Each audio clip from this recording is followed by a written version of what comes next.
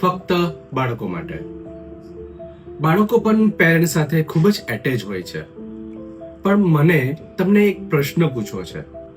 As a parents મારે તમારી પાસેથી આ જાણવું છે કે શું બાળકોમાં પણ માનસિક તણાવના કારણો હોય છે, ખાસ કરીને ડિપ્રેશન અને એન્ઝાયટી? જો થોડુંક વિચારશો ને તો તમને એવું થશે કે આ તો એક વય પછી જોવા મળે છે ને, બાળકોમાં આ એન્ઝાયટી અને ડિપ્રેશન. હા, હું ડોક્ટર ઉર્વેશ ચૌહાણ, સાયકોલોજીસ્ટ અને થેરાપિસ્ટ, આ વાતને બાળકો માટે કહેવા માટે આવ્યો છું. આવો જ એક ઓપીડીનો એક કેસ કે જેમાં માતા પિતાના ખૂબ જ ઝઘડા થતા હતા અને આ ઝઘડાઓના કારણોને લઈને બાળકની સામે જ એ વાક્યને ઉચ્ચારતા, કાશ આપણે અલગ થઈ ગયા હોત, પણ આજે આ બાળક ના હોત તો મેં ક્યારનો નિર્ણય કરી લીધો હોત કે તમારા જીવન કરતા મારી પાસે જીવવા માટેના અનેક રસ્તાઓ છે. અને માતા પણ સહજ ભાવે કહેતી કે તારા પિતાના લીધે હું નથી રોકાઈ, તારા લીધે રોકાઈ છું.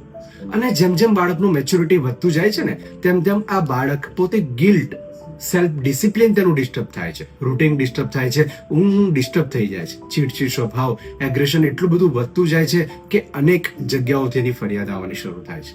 ફિઝિકલ સેન્સેશનો પણ એક હદ કરતા વધતા જોડાય છે.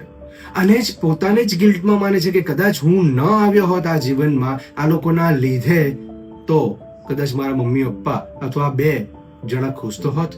અને આ બધું જ ગિલ્ટ પોતે લઈ લે છે અને આ કારણોને લઈને વ્યક્તિ ડિપ્રેશન અને એન્ઝાયટીમાં જાય છે.